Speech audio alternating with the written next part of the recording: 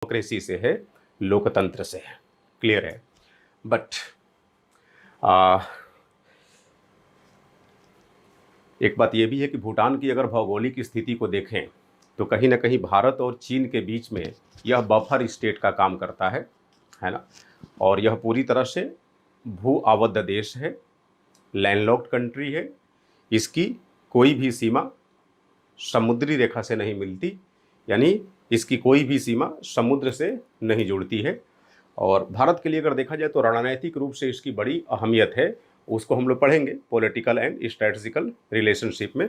But एक बात आपको बता दूं, जब भी भूटान की संकल्पना आपके मन मस्तिष्क में आती होगी तो अगर वहाँ के समुदाय पर आप फोकस करें, वहाँ के लोगों पर, तो इतना तय है कि आप तपाक से बोल देंगे कि अच्छा वहाँ बुद्धिस्ट ज़्यादा हैं। तो बेसिकली वहाँ बुद्धिस्ट ही हैं, बहुसंख्यक आबादी वहाँ की बुद्धिस्ट है। और इसके पीछे वहाँ पर जो बुद्धिज़्म पाया जाता है, अगर उसके इतिहास में आप जाएंगे तो आपको साफ साफ दिखेगा कि वहाँ की जो एक तरह से धार्मिक समुदाय है उसकी जड़ें तिब्बत को छूती है ना, तिब्बत से बिल्कुल सटा हुआ है। एनीवे, तो चूँकि भूटान की बहुसंख्यक आबादी बुद्धिस्ट है, बौद्ध है, और ये जो भूटान में बुद्धिज़्म है, यह बुद्धिज़्म तिब्बत की देन है, तिब्बत की देन है। और भूटान में जो बुद्धिज़्म पाया जाता है उसका नाम है, वो एक पार्टिकुलर पंथ है जिसको कहते हैं ना a particular school of Buddhism, उसको बोलते हैं द्रुपद कोरग्युपा। नाम याद करने की ज़रूरत नहीं है, बट ध्यान रखेंगे भूटान का जो बुद्धिज़्म है उसको हम लोग बोलते हैं द्रुपद कोरग्युपा। मतलब बुद्धिज़्म का यही पंथ वहाँ पर डोमिनेंट है, पॉपुलर है। और ये जो द्रुपद कोरग्युपा पंथ है, इसके जो संस्थापक माने जाते हैं उनका नाम है शब्दरंग नवांग नामग्याल। शब्दरंग नवांग नामग्याल। और ये शब्दरंग नवांग नामग्याल एक तरह से बुद्धिस्ट लीडर थे, और ये मूलतः भूटान के नहीं थे बल्कि कहाँ के थे, तिब्बत के थे। समझ रहे मेरी बात। 17वीं सदी में है ना, 17th सेंचुरी एडी में ये तिब्बत से आप कह सकते हैं फ्यूगेटिव के रूप में, शरणार्थी के रूप में भूटान आए थे, है ना। क्योंकि वहाँ पर एक खास मोनास्ट्री से इनकी ताल्लुकात थी, और उस मोनास्ट्री का दूसरी मोनास्ट्रीज के साथ राइवलरी थी, तो वे लोग काफ़ी परेशान करते थे इनको। तो ये बेचारे वहाँ से भाग के बच बचा के भूटान आए, और नतीजा ये हुआ कि 17वीं सदी से, चूँकि 17वीं सदी में शब्दरंग नवांग नामग्याल भूटान में आए थे 17th सेंचुरी में। तो आप मान के चलिए कि 17th सेंचुरी से लेकर 18th सेंचुरी तक, यानी अगले 100 वर्षों तक तिब्बत के इनके जो राइवल मोनास्ट्रीज के नेता थे, बुद्धिस्ट लीडर्स, वो कहीं ना कहीं तिब्बत पर लगातार अटैक करते रहे, है ना। तो बुद्धिज्म भूटान के अंदर तिब्बत से जरूर आया, लेकिन बुद्धिज्म के साथ साथ कहीं ना कहीं इनस्टेबिलिटी भी आई, है ना, अस्थिरता भी आई। राजनीतिक उथल पुथल का दौर भी भूटान में शुरू हुआ। भूटान में एक पार्टिकुलर धार्मिक पंथ स्थापित तो हो गया जिसका नाम मैंने यहाँ लिखा ना, द्रुपद कोरग्युपा, लेकिन इसके जो विरोधी मत वाले अन्य बुद्धिस्ट लीडर्स थे जो तिब्बत में, वो इनको परेशान करना शुरू किए, क्योंकि उन्हीं से तंग होकर ये भाग के भूटान आए थे। और इसी की बुनियाद पे आप कहें कि पहली बार मतलब भूटान के अंदर ये बुद्धिज्म का कल्चर शुरू हुआ। यानी वहाँ पर भूटान में बुद्धिज्म का अगर कोई प्रणेता रहा या सूत्रधार रहा तो वो मूलतः शब्दरंग नवांग नामग्याल साहब थे। ठीक है, अगर हम तिब्बत के संदर्भ में, सॉरी तिब्बत नहीं, भूटान के संदर्भ में थोड़ा सा ब्रिटिश कॉलोनियल हुकूमत पे गौर करें, क्योंकि वो ऐसा दौर था 18वीं सदी का जब अंग्रेजों का भी एशियाई देशों में औपनिवेशिक हुकूमत चला करती थी। खास करके ब्रिटिश इंडिया हुआ करता था उस समय, हिंदुस्तान, और हमारे यहाँ अंग्रेजों का आधिपत्य था। हालांकि अंग्रेज़ों का रुझान भूटान पे हमेशा रहा। अंग्रेज हमेशा चाहते थे कि भूटान पर हम नियंत्रण स्थापित करें, लेकिन अपने इंडियन एम्पायर में, ब्रिटिश इंडियन एम्पायर में भूटान को वो शामिल नहीं करना चाहते थे। वो हमेशा यही चाहे कि तिब्बत और ब्रिटिश इंडिया के बीच हम भूटान को एक बफर स्टेट के रूप में बनाए रखें, है ना। लेकिन थोड़ी सी कहानी में यू टर्न आता है 1863 ईस्वी में। 1863 ईस्वी में आपको बताऊं, जो अंग्रेजों की बंगाल प्रेसिडेंसी हुआ करती थी, उसमें असले एडेन नामक एक ब्रिटिश पदाधिकारी होता था। नाम था इसका असले एडेन। ये आपके लिए नाम याद करना आवश्यक नहीं है, ये आपकी समझ विकसित करने के लिए ये बात बता रहा हूं मैं। आप सीधे ऐसा भी कह सकते हैं कि चूंकि अंग्रेजों का भूटान के प्रति यह लगाव जरूर रहा कि भूटान को हम अपने नियंत्रण में रखें, लेकिन भूटान को कभी ब्रिटिश एम्पायर में, ब्रिटिश इंडिया एम्पायर में वो शामिल नहीं करना चाहते थे। वो चाहते थे कि भूटान भारत और तिब्बत के बीच एक बफर स्टेट रहे। एनीवे, बट 1863 में हुआ क्या कि जो असले एडेन था, ये बिन बुलाए मेहमान बन के भूटान की यात्रा पे चला गया, और वहां भूटानियों ने इसका जबरदस्त विरोध किया। और विरोध का नतीजा ये हुआ कि ब्रिटिश इंडिया और भूटान के बीच में युद्ध हो गया। अब जब युद्ध हुआ तो उस युद्ध में जाहिर सी बात है भूटान की पराजय हुई, और 1864 में सिंचुला की संधि हुई। कौन सी संधि? सिंचुला की संधि। और उस सिंचुला की संधि की शर्तों के अनुसार भूटान पर तमाम तरह के प्रतिबंध लगा दिए गए अंग्रेजों के द्वारा।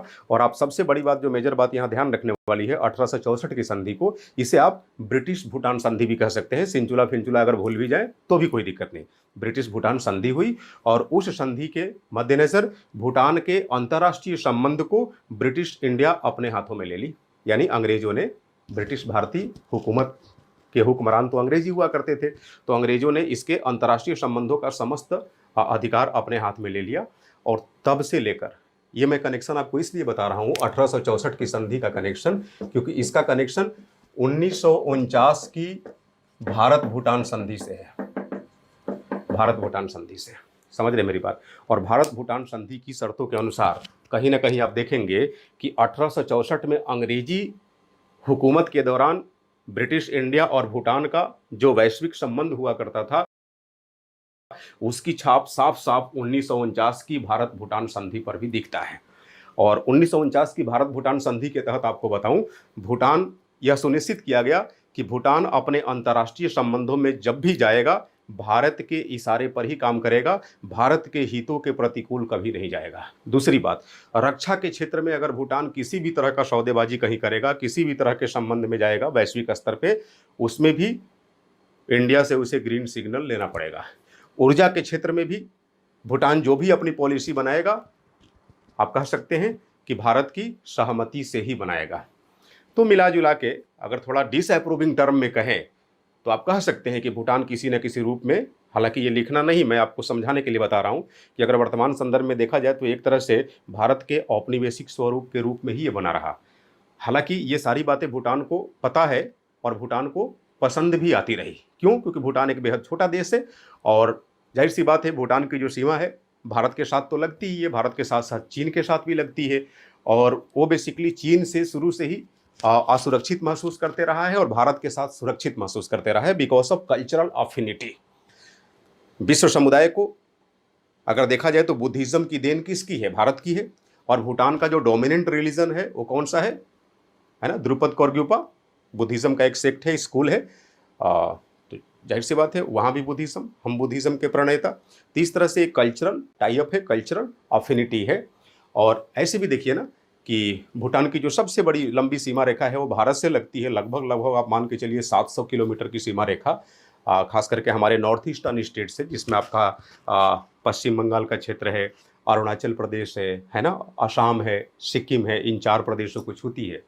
और हमारे कॉमन इंटरेस्ट भी है, काफ़ी स्ट्रेटजिकल इंटरेस्ट है। जैसे हमारे नॉर्थ ईस्टर्न रीजन जिनका नाम मैंने अभी अभी आपको गिनाया, ये आमतौर पे उल्फा वगैरह जैसे एक तरह से सेपरेटिस्ट ऑर्गेनाइजेशंस का शिकार रही है ना। और ये अक्सर इन क्षेत्रों में खुराफात करके, क्राइम करके, आतंकी घटनाओं को अंजाम देकर ये भूटान की तरफ भाग जाते थे। तो वैसे में भूटान के साथ हमारे अच्छे संबंध हो, ये बहुत ज़रूरी है ना, ताकि हम इन अराजक तत्वों पर नकेल कस सके उसके सहयोग से, और हम कसते भी रहें। भूटान हमेशा हमारा सहयोग करते रहा है। आप वैसे भी देख लीजिए किसी भी वैश्विक मंच पे, चाहे वो south Asian association for regional cooperation हो यानी सार्क, जिसको हम लोग दक्षेस कहते हैं, दक्षिण एशियाई सहयोग संगठन, या फिर संयुक्त राष्ट्र का मंच ले लो, हर वैश्विक मंच पर भूटान भारत का बड़ा ही मजबूत हमराही रहा है, बड़ा ही मजबूत समर्थक रहा है, मजबूती के साथ वो भारत का साथ दिया है। और ये भी सच्चाई है कि इन वैश्विक मंचों पर भूटान को प्रमोट करने वाला भी इकलौता भारत ही रहा है। समझ रहे हैं? तो भूटान को ऐसा कहा जाता है कि दक्षिण एशिया में भारत का एक तरह से कह सकते हैं सबसे घनिष्ठ पड़ोसी है, और यह इकलौता ऐसा देश है। आमतौर पर भारत के जितने पड़ोसी हैं ना, वो भारत को बिग ब्रदर मानकर भारत से दूर भागते हैं। उनका कहना होता है कि भारत बिग ब्रदर सिंड्रोम से ग्रस्त है। मैं शुरुआत में आपको पढ़ाया था भारत की विदेश नीति की जब रूपरेखा बता रहा था, तो लेकिन भारत की विशालता को कभी भी भूटान ने बिग ब्रदर सिंड्रोम के रूप में नहीं लिया।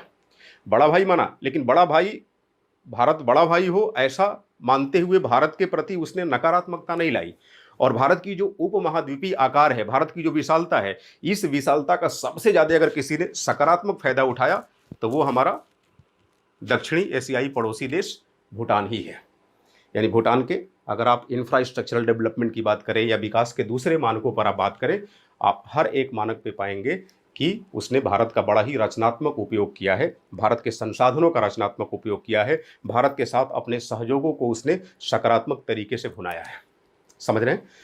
तो हमने ये देख लिया 1864 की सिंचुला की संधि, और उसके बाद इसके कहीं ना कहीं अवशेष को हमने 1949 के भारत भूटान संधि के साथ भी कनेक्ट करने का प्रयास किया। अब हम लोग आते हैं भूटान के आधुनिक इतिहास की तरफ। क्योंकि मैंने बताया था कि संक्षेप में आपको बताऊंगा भूटान का इतिहास।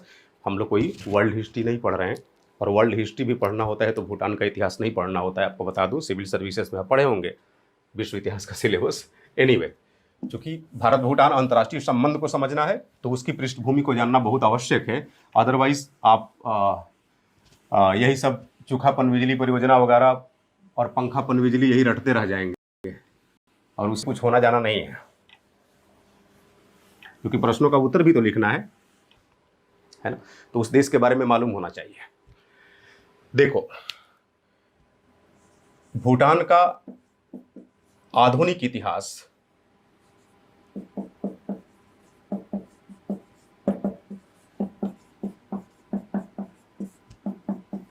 1907 ईस्वी से प्रारंभ होता है। कब से होता है प्रारंभ? 1907 ईस्वी से। और आपको बताऊं, वर्ष 1907 में भूटान के अंदर वांगचुक साम्राज्य स्थापित होता है, जिसको हम लोग बोलते हैं वांगचुक राजवंश।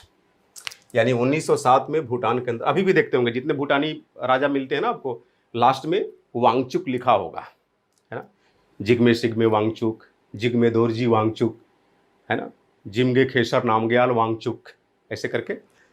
तो 1907 में भूटान के अंदर वांगचुक वंश स्थापित हुआ, वांगचुक डायनेस्टी।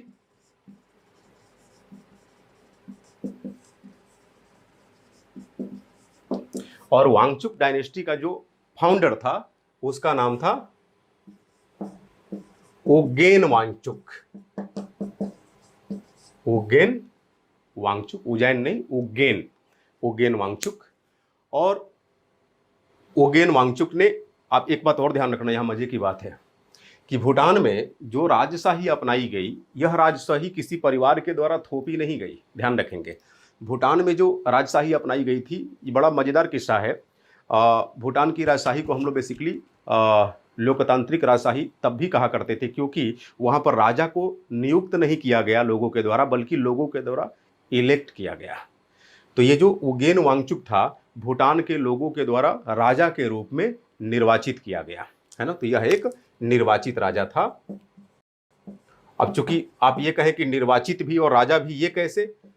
तो ये इस तरह से कि जैसे ही ये राजा घोषित हुआ, यह भी सुनिश्चित हो गया कि अब इसी की औलादे पीढ़ी दर पीढ़ी वहां राज सत्ता संभालेंगी। तो जैसे ही ये वंशानुगत व्यवस्था हो गई, तो हो गई ना शिफ्ट मोनार्की मोनार्की में, राजशाही में।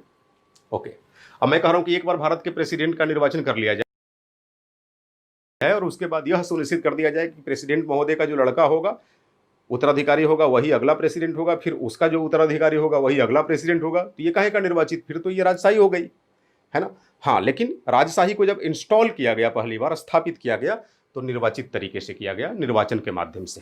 ठीक है, अब देखिए, ओगेन वांगचुक का शासन 1951 तक चलता रहा, 1951-52 तक, और इसी के दौरान भारत भूटान संधि हुई थी, 1949 की संधि, ओगेन वांगचुक के टेन्योर में ही, शासनकाल में।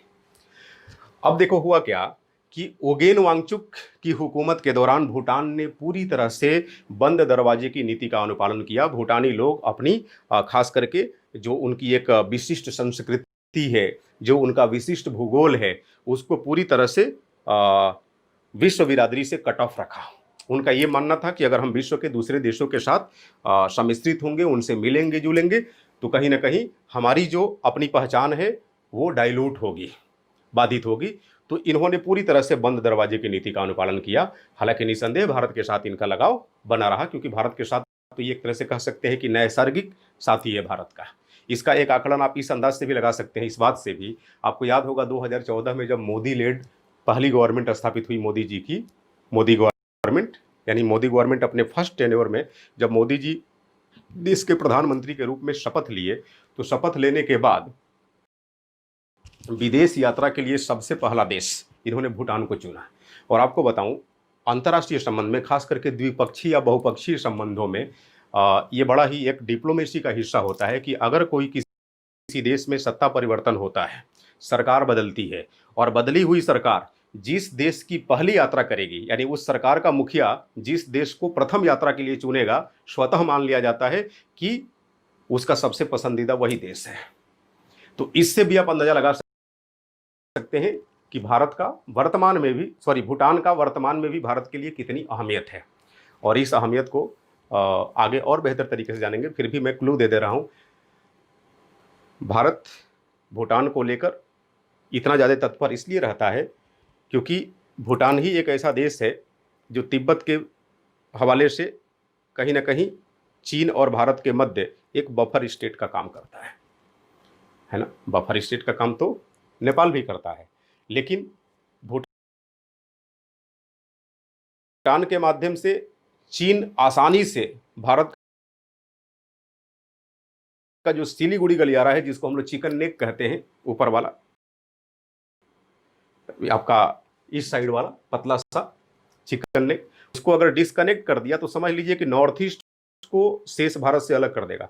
क्योंकि सिलीगुड़ी गलियारा ही एक ऐसा स्थल मार्ग है जो शेष भारत को उत्तर पूर्वी राज्यों, यानी 7 बहनों से, 7 सिस्टर से कनेक्ट करता है। आप भूगोल में इसको पढ़ते होंगे, मैप में देखना। अक्सर अरुणाचल पे दावा ठोकता है चीन, और अगर अरुणाचल तक पहुंच गया तो आपको नहीं लगता कि सिलीगुड़ी गलियारे को डिस्कनेक्ट करना उसके लिए बड़ा आसान हो जाएगा। तो ये भारत की खास करके जो इसकी ज्योग्राफिकल इंटेग्रिटी है ना, उसको मेंटेन करने के लिए चीन को सिलीगुड़ी गलियारे से दूर रखना बेहद आवश्यक है। और वो तभी संभव हो सकेगा जब उसको हम भूटान से दूर रखेंगे। और जब भूटान से दूर कैसे रखेंगे? भूटान के साथ अपने संबंधों को अधिक से अधिक सकारात्मक बनाते हुए, भूटान के साथ अपने संबंधों को अधिक से अधिक प्रगाढ़ बनाते हुए, अन्यथा पॉसिबल नहीं हो सकेगा। समझ रहे हैं मेरी बात? ओके। अब देखो, भूटान का चूंकि आधुनिक इतिहास 1907 ईस्वी में वांगचुक साम्राज्य के या वांगचुक राजवंश की स्थापना के साथ प्रारंभ होता है, और इसके संस्थापक थे ओगेन वांगचुक। और ओगेन वांगचुक ने अपने शासन के दौरान पूरी तरह से क्लोज डोर पॉलिसी फॉलो की, अंतर्राष्ट्रीय संबंधों के मद्देनजर बंद दरवाजे की नीति का अनुपालन किया। हालांकि 1952 में, ध्यान देंगे, 1952 ईस्वी में यहां पर जिग्मे दोर्जे वांगचुक भूटान के राजा बनते हैं। जिग्मे दोर्जी वांगचुक। और जिग्मे दोर्जी वांगचुक बड़े ही प्रोग्रेसिव स्वभाव के राजा थे। और इन्होंने क्या किया कि पहली बार मतलब राजा बनने के साथ ही 1953 ईस्वी में इन्होंने भूटान में नेशनल असेंबली की स्थापना की। किसकी? नेशनल असेंबली, इसको राष्ट्रीय सभा कहते हैं। आप कह सकते हैं जैसे भारत की हमारी संसद है उस तरह वहां की संसद है। ये नेशनल असेंबली की स्थापना की और इन्होंने भूटान के राष्ट्रीय कानून को कोडिफाई किया। नेशनल कानून है ना, राष्ट्रीय कानून को कोडिफाई किया। तो आपको नहीं लगता कि इनका रुझान थोड़ा सा डेमोक्रेसी की तरफ दिख रहा है? हालांकि ये खुलकर डेमोक्रेसी के रिगार्डिंग सारी चीजें नहीं कर पाए, बट इनका बिहेवियर डेमोक्रेटिक था, प्रोग्रेसिव स्वभाव के ये राजा थे। तो इनके नाम पे अगर जिग्मे दोरजी वांगचुक की उपलब्धियों के रूप में देखा जाए, खास करके भूटान के राजनीतिक इतिहास में, तो इन्होंने नेशनल असेंबली की स्थापना की, राष्ट्रीय सभा की, और नेशनल लॉ को इन्होंने कोडिफाई किया, राष्ट्रीय कानून को कोडिफाई किया, सूचीबद्ध कराया कि ये अमुक अमुक क्षेत्र में काम करेंगे, मतलब ये कानून इन संदर्भों में उपयोग में लाए जाएंगे। तो एक कह सकते हैं कि थोड़ी सी राज व्यवस्था को इन्होंने चाक चौबंद बनाने का प्रयास दिखाया। क्लियर है? आगे चलकर जिग्मे दोरजी वांगचुक का बेटा वहां का राजा बनता है। उसका नाम है, मतलब नाम है, अब नहीं है वो, जिग्मे सिंगये वांगचुक। जिग्मे सिंगये वांगचुक, इनको कहीं कहीं जिग्मे सिग्मे वांगचुक भी लिखा गया होता है इनका नाम। तो आप दोनों में से कुछ भी लिखेंगे तो चलेगा, बट मैं आपको एग्जैक्ट इनका नाम बता रहा हूं, जिग्मे सिंगये वांगचुक है। हिंदी माध्यम की किताबों में अक्सर जिग्मे सिग्मे वांगचुक लिखा होता है। एनीवे, कोई भी हो, तो ये बेसिकली जिग्मे दोरजी वांगचुक के बेटे थे और बिल्कुल बाप पे गए थे। ये लोकतंत्र को लेकर ये बड़े ही प्रोग्रेसिव थे और चूंकि पाश्चात्य जगत से इन्होंने शिक्षा ग्रहण की थी, अमेरिका इंग्लैंड जैसे देशों के अच्छी यूनिवर्सिटीज से, तो ये बेहद प्रोग्रेसिव स्वभाव के थे और लोकतंत्र की तरफ इनका प्रबल झुकाव था। इन्हीं के टेन्योर में आपको बताऊं 2-3 आमूलचूल घटनाएं घटित हुई भूटान के अंदर और उसको हम लोग भारत से भी कनेक्ट करके देखेंगे। जरा समझिए, मैं इधर का मिटाता हूं। देखिए, जिग्मे सिंगे वांगचुक ने 1998 ईस्वी में इन्होंने भूटान का संविधान लेखन करवाया। 1998 में भूटान का आधुनिक संविधान लिखा गया था और वो किसके काल में? जिग्मे सिंगे वांगचुक के काल में है। दूसरी बात, जिग्मे सिंगे वांगचुक ने 1998 में ही ये साफ साफ रुझान दिखा दिया कि हम पावर का डिवैल्यूएशन करेंगे, शक्तियों का हस्तांतरण करेंगे, यानी सारी शक्तियां राजा के हाथ में केंद्रित नहीं होगी, है ना। सारी शक्तियां, आप कह सकते हैं कि अधिकांश शक्तियां जनप्रतिनिधियों के हाथ में केंद्रित होगी। पहले क्या था कि राजा ही काउंसिल ऑफ मिनिस्टर्स का मनोनयन करता था, अपने जानकार लोगों में से चुन लिया कि आइए आप हमारी मंत्रिपरिषद का हिस्सा बनिए और आप मंत्री महोदय लोग कहलाएंगे और राज व्यवस्था के संचालन में मदद करेंगे। लेकिन सारी शक्तियां राजा के पास होती थी। राजा जिसको चाहे उसको काउंसिल में यानी मंत्रिपरिषद में शामिल करे, जिसे चाहे उसे निकाल दे। जिग्मे सिंगे वांगचुक ने क्या किया कि 1998 में जैसे ही भूटान का संविधान इसके कार्यकाल में लिखा गया, इसने सत्ता का हस्तांतरण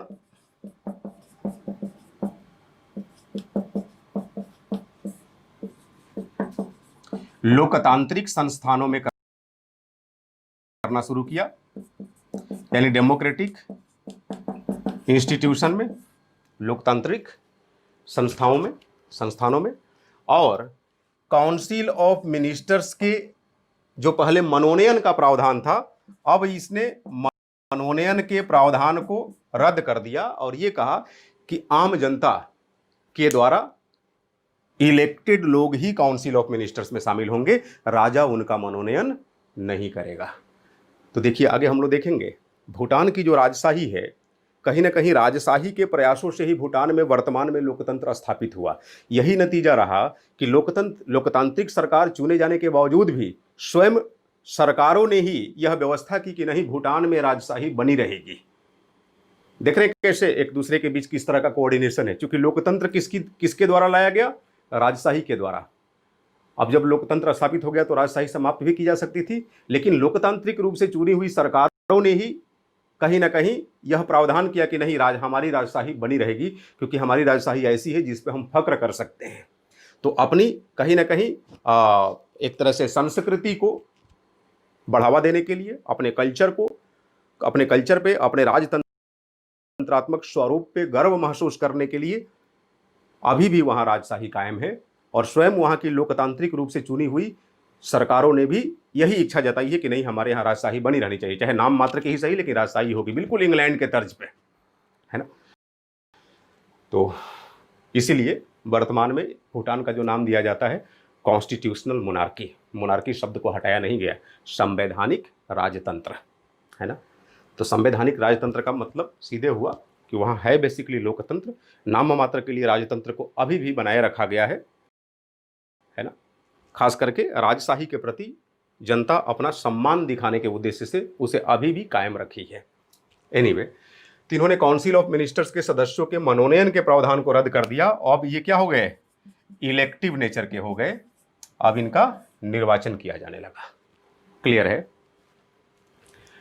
अब देखो, ये जो जिग्मे सिंगे वांगचुक है या जिग्मे सिंगे वांगचुक था, इसने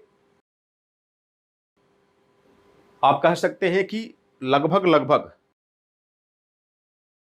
भूटान की राज व्यवस्था को संचालित करने वाले जितने तंत्र थे उन सबको इसने डेमोक्रेटाइज करना शुरू किया, है ना।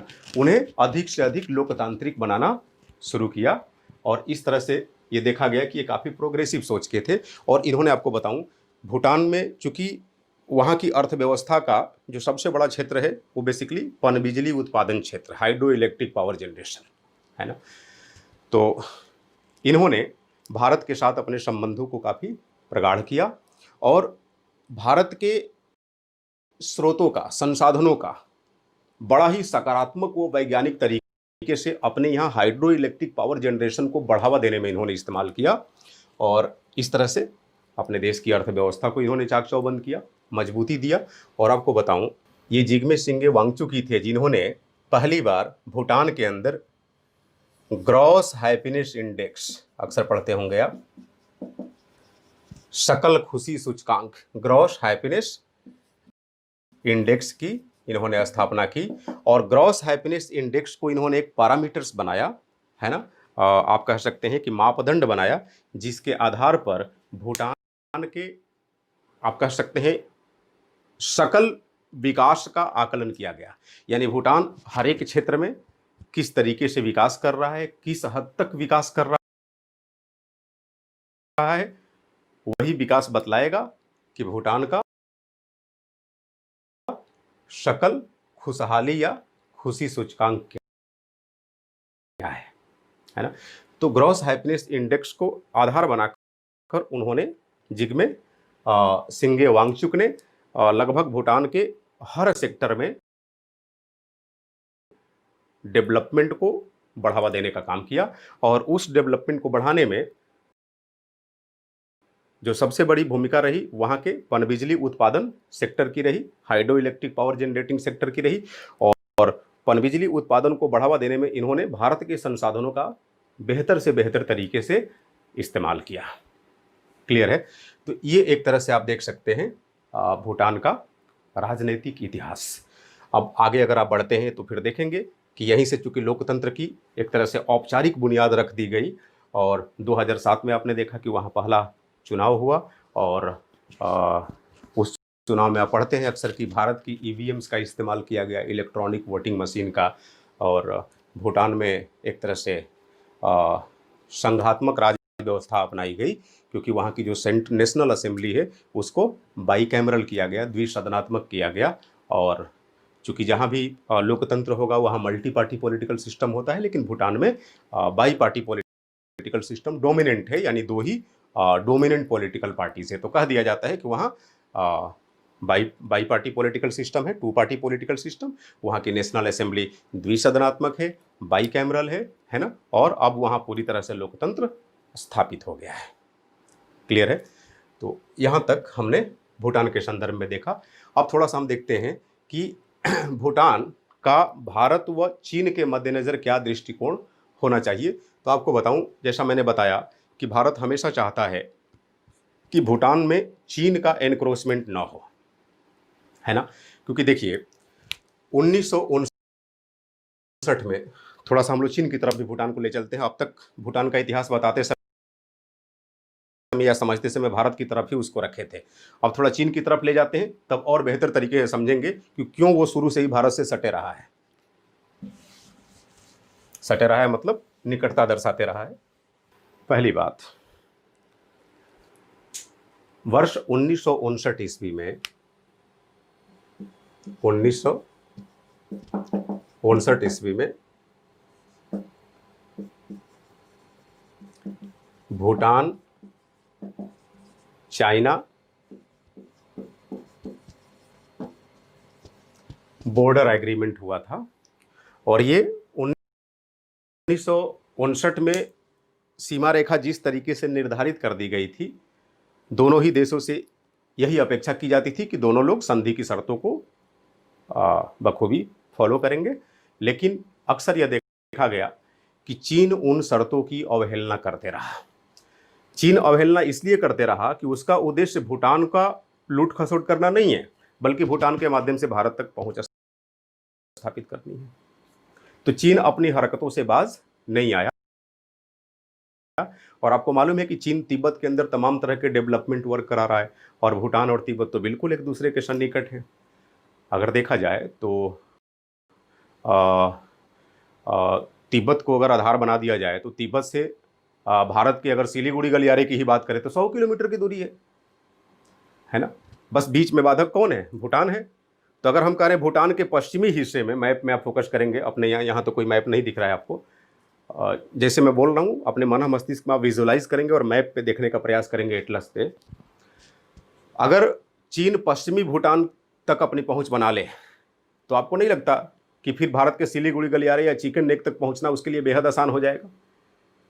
आपको बताऊं, चीन बार बार कहता है भूटान से कि आओ अपने साथ हम लैंड डील कर लेते हैं, मैं तुम्हें मध्य भूटानी रीजन में 495 वर्ग किलोमीटर जमीन देता हूं, और तुम मुझे अपनी पश्चिमी सीमावर्ती इलाके में यानी पश्चिमी भूटानी क्षेत्र में ज्यादा नहीं 269 स्क्वायर किलोमीटर जमीन दे दो। मैं एकदम एक्चुअल डाटा आपको बता रहा हूं, है ना, जो वर्ल्ड फोकस में छपता है उसके आधार पर मैगजीन। 269 किलोमीटर, 269 स्क्वायर किलोमीटर मतलब 269 वर्ग किलोमीटर जमीन की बात करता है चीन, कि हम तुम्हें 495 किलोमीटर दिए, 495 वर्ग किलोमीटर दिए, बदले में क्या चाह रहे हैं? केवल 269 वर्ग किलोमीटर। लेकिन कहाँ? पश्चिमी भूटानी क्षेत्र में। अब पश्चिमी भूटान वाले इलाके में अगर वो ले लेगा तो सीधे सीधे भारत से सट जाएगा बिल्कुल। और वैसे भी आप देखिए ना, तिब्बत की जो चुंबी वैली है, तिब्बत की चुंबी वैली से हमारी सिलीगुड़ी गलियारे की दूरी 100 किलोमीटर है बस। और चुंबी वैली वाले इलाके में वो क्या कर रहा है? तमाम तरह की रेल परियोजनाएं, सड़क परियोजनाएं, ये सब लगातार बनाने में लगा हुआ है।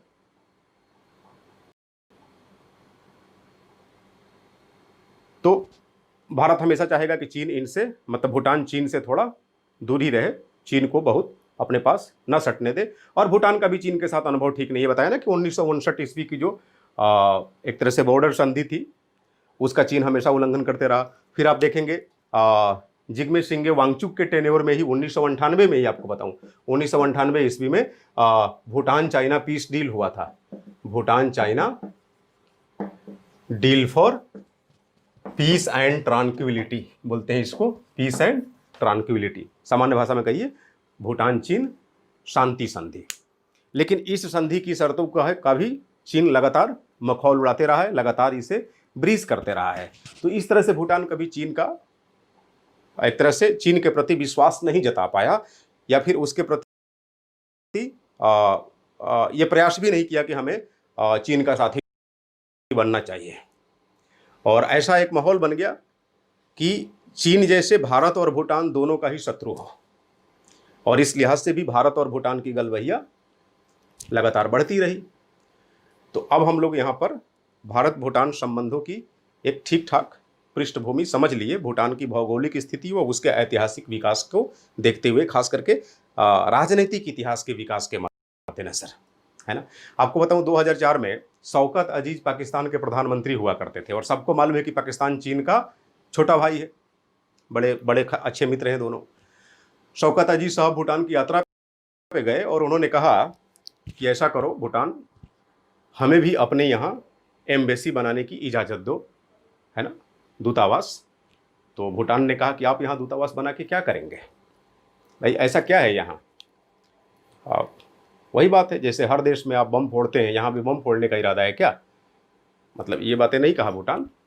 भूटान ये कहा कि नहीं जी, हमें मंजूर नहीं है आपका ये प्रपोजल, हमें नहीं बनाना, हमें नहीं आपको यहाँ एम्बेसी बनाने देना है। और ऐसा भूटान इसलिए कहा कि भारत के कान खड़े हो गए थे कि अगर पाकिस्तान भूटान में जाएगा तो पीछे पीछे चीन को भी वो लाने का प्रयास करेगा, और अगर ये दोनों घाघ वहाँ बैठ गए तो हमारे लिए परेशानी के सबब बन जाएंगे। तो इस तरीके से भूटान फिर भारत का साथ देते हुए